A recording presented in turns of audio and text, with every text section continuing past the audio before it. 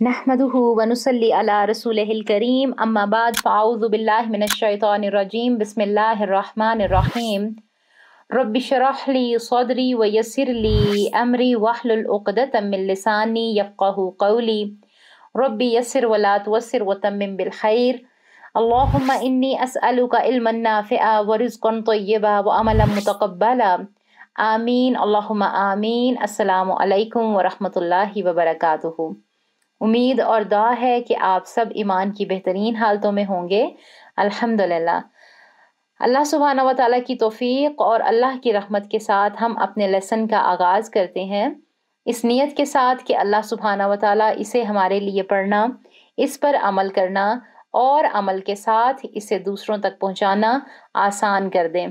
अल्लाह सुब्हानहू व तआला हम सब से राज़ी हों और इस काम को हमारे लिए और हमारे उस्ताज़ इकराम के लिए और हमारे वालिदैन के लिए और सबसे बढ़ के मेरी और आपकी आखिरत के लिए बेहतरीन सदका जारिया बना दें।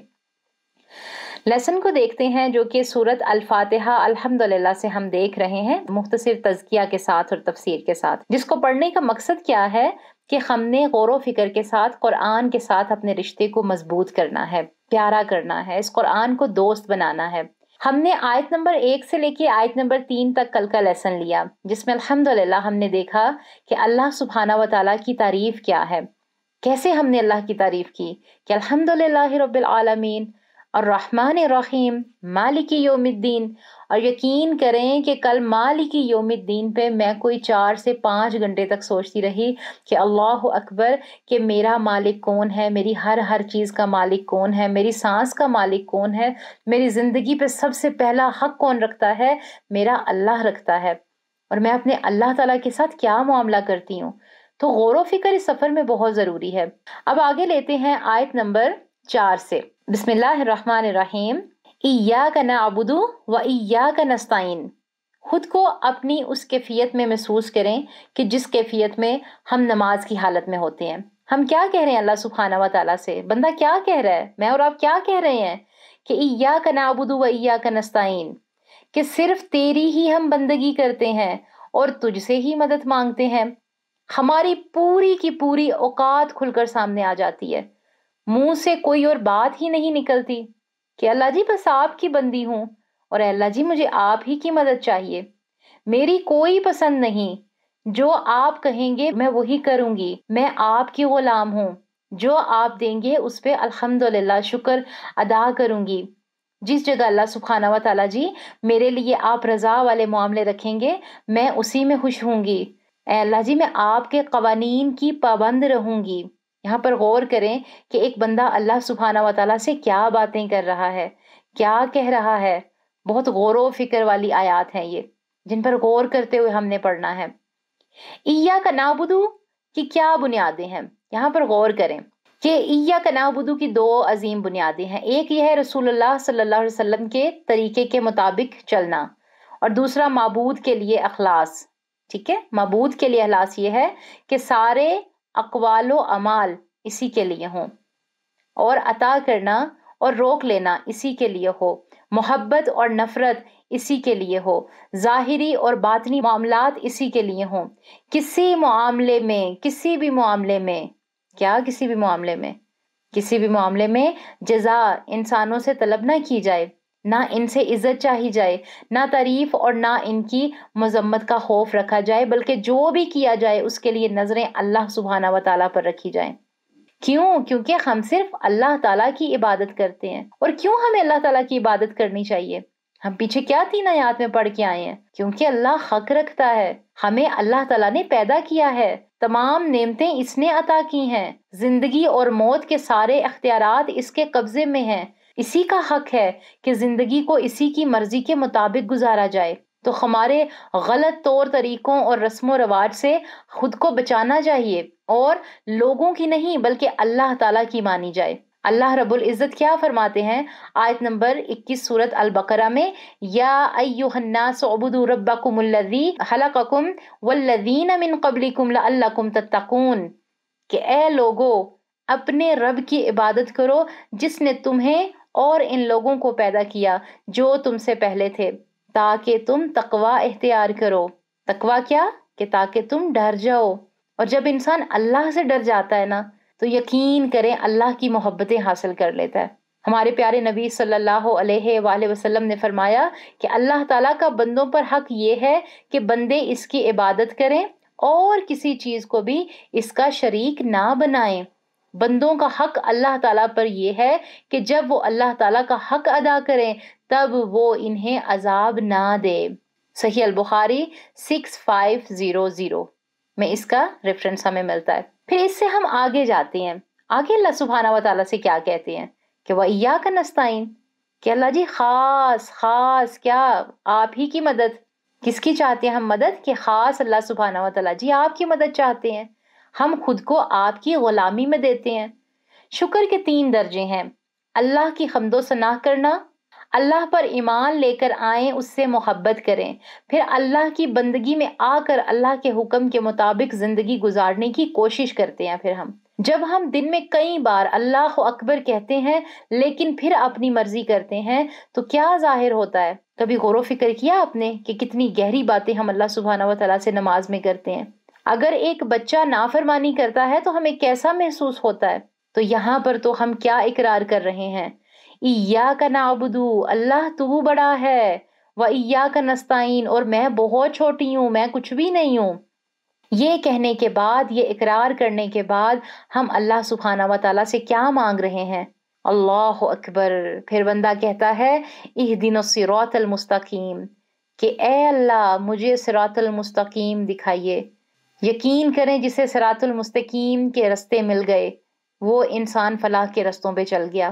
اللہ سبحانہ و تعالیٰ جیسے ہی ہم سورۃ البقرہ میں جائیں گے بتائیں گے کہ اے میرے بندو، تم نے مجھ سے ہدایت کی دعا مانگی تھی، تم نے طلب کی تھی مجھ سے ہدایت، آؤ میں تمہیں بتاتا ہوں کہ اس دنیا میں یہ راستے ہیں، یہ وہ چیزیں ہیں جن پر چل کر ہدایت کے راستے آسان ہیں، اور یہ وہ راستے ہیں جن پر چل کر تمہارے لیے مشکلات پیدا ہو سکتی ہیں، کیونکہ میں نے تمہارا کیا ہے سامنا ایک تمہارے دشمن سے بھی رکھا ہے کہ جس سے میں تمہیں آزماؤں، جس سے تمہارا ٹیسٹ ہونا ہے۔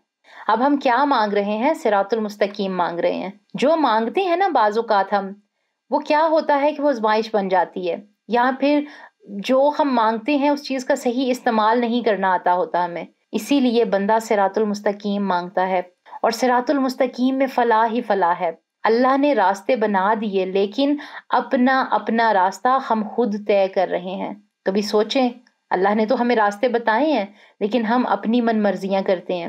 اللہ کی توفیق سے ہم نیکی کے راستے پر چلیں گے، نیتیں کر لیں ابھی سے غور و فکر کر لیں، ابھی سے اللہ سبحانہ و تعالیٰ کے قریب ہو جائیں کہ اللہ جی ہم نے کیا کرنا ہے، اللہ جی ہم نے آپ کے قریب ہونا ہے، اللہ جی ہم نے صراط المستقیم کے رستوں پر چلنا ہے، ہم نے ان رستوں پر نہیں چلنا جن رستوں پہ چل کے ہم بھٹک جاتے ہیں، اللہ جی ہم نے ان رستوں پر نہیں چلنا جو رستے آپ کی ناراضگی کا باعث بنتے ہیں۔ تو یہاں پر ہم کیا سیکھ رہے ہیں کہ ہم اتنی عاجزی کے ساتھ، اتنا اپنا دل کو جھکائے ہوئے کیا چیز مانگ رہے ہیں اللہ سبحانہ و تعالیٰ سے؟ صراط المستقیم مانگ رہے ہیں اللہ سبحانہ و تعالیٰ سے۔ کیا ہے صراط المستقیم؟ کبھی غور کیا ہے آپ نے؟ کیا کہہ رہے ہیں ہم؟ پھر غور کریں آیت پہ، پیچھے ہم نے کیا کہا؟ ایاک نعبد و ایاک نستعین، کہ اللہ ہم خاص تیری مدد چاہتے ہیں، اللہ ہم خاص تیری عبادت کرتے ہیں اور خاص تجھی سے مدد چاہتے ہیں۔ کون سی مدد چاہتے ہیں؟ اے اللہ جی ہم اہدنا الصراط المستقیم کی مدد چاہتے ہیں، صراط المستقیم کی مدد چاہتے ہیں، یعنی سیدھے راستے کی جانب ہماری وہ رہنمائی فرمائیے اور اس پر چلنے کی توفیق عطا فرمائیے۔ صراط المستقیم وہ شریعت ہے جس کو رسول اللہ صلی اللہ علیہ وآلہ وسلم لے کر آئے۔ بندے کے لیے اپنی سعادت کا کوئی راستہ صراط المستقیم پر استقامت کے سوا نہیں، اور استقامت کے لیے کوئی راستہ رب العزت کی ہدایت کے بغیر نہیں، جسے عبادت اللہ سبحانہ و تعالیٰ کے تمام تر طریقوں پر چلتے ہوئے ہم صراط المستقیم پر استقامت کی جب دعائیں مانگتے ہیں تو اللہ سبحانہ و تعالیٰ یہ راستے ہمارے لیے آسان کرتے جاتے ہیں، کیونکہ یہ فلاح کے راستے ہیں۔ صراط المستقیم کے لیے رہنمائی کرنے سے مراد یہ ہے کہ تمام دینی معاملات میں علم و عمل کے اعتبار سے ہماری صحیح اور مکمل رہنمائی فرمائیے۔ یہ دعا سب سے زیادہ جامع ہے، انسان پر واجب ہے کہ اپنی ہر رکعت میں اس کے ذریعے سے اللہ تعالیٰ سے دعا کرے، کیونکہ وہ اس کا ضرورت مند ہے، اور جو اللہ تعالیٰ کے دین کو مضبوطی سے پکڑے گا تو یقیناً وہ سیدھے راستے کی طرف ہدایت پائے گا۔ یہ اللہ سبحانہ و تعالیٰ سورت آل عمران آیت نمبر 101 میں بتاتے ہیں ہمیں کہ صراط المستقیم پر تو مسلمانوں کا صرف وہی فرقہ ہے جس کے متعلق اللہ سبحانہ و تعالیٰ نے ارشاد فرمایا تھا کہ وہ فرقہ بھی نہیں، وہ جماعت ہے۔ اور وہ کون سی جماعت ہے؟ جو قرآن و سنت پر چلنے والی ہے، اس کا کسی کے ساتھ کوئی لنک نہیں۔ وہ قرآن پڑھتی ہے، قرآن کی جیسے جیسے آیات آتی ہیں دعائیں کرتی ہے کہ اللہ اس پر عمل کرنا آسان کر دے، یا اللہ صراط المستقیم کے راستے تو جانتا ہے، میرا کام ہے سچے دل کے ساتھ تجھ سے مانگنا، اور یا میرے اللہ میری نیتیں مجھ سے قبول کرتے ہوئے مجھے صراط المستقیم پر چلا، میرے لیے آسانیاں فرما۔ تو آج سے جب آپ سورۃ الفاتحہ کی آیت نمبر 1 سے 5 تک پڑھیں گے نا، تو آپ نے کیسے پڑھنی ہے؟ کل ہم نے آیت نمبر 3 دیکھی تھی یا 2 دیکھی، 5 ہو گئی الحمدللہ سے۔ تو کس طرح سے ہم نے اسے پڑھنا ہے؟ جب بھی نماز میں کھڑے ہوں گے تو کیسے؟ الحمدللہ رب العالمین، کہ اللہ جی تمام تعریفیں آپ کے لیے ہیں۔ اسی طرح ہم غور و فکر کرتے کرتے کرتے اپنے اللہ تعالیٰ سے اپنا رابطہ دیکھیں گے کہ کیسا محسوس ہوتا ہے۔ اللہ سبحانہ و تعالیٰ سے دعا ہے کہ اللہ سبحانہ و تعالیٰ ہمارے لیے اس سفر کے راستے آسان کر دیں، اور ہم سے یہ محنتیں کوششیں قبول کر لیں، اور ہمیں وہ علم عطا فرمائیں کہ جو کہ اللہ سبحانہ و تعالیٰ کا علم ہے، جو کہ خالص اللہ تعالیٰ سے ہمیں جوڑتا ہے، جو کہ ہمیں ایک امت بناتا ہے۔ اور اللہ تعالیٰ ہم سے ہماری ان کوششوں کو، محنتوں کو قبول فرمائے، اور ہمیں استقامت عطا فرمائے ان پر جمنے کی اور ان کو اپنے عمل میں لانے کی۔ انشاءاللہ اگلے لیسن کو کل دیکھیں گے، جس میں انشاءاللہ ہم اپنی سورۃ الفاتحہ کو مکمل کریں گے، پھر اس کے بعد سورۃ البقرہ پہ انشاءاللہ ہم آغاز کریں گے۔ تب تک کے لیے کوششیں، محنتیں جاری رکھیں۔ ربنا تقبل منا انک انت السمیع العلیم وتب علینا انک انت التواب الرحیم۔ آمین اللہم آمین۔ السلام علیکم ورحمۃ اللہ وبرکاتہ۔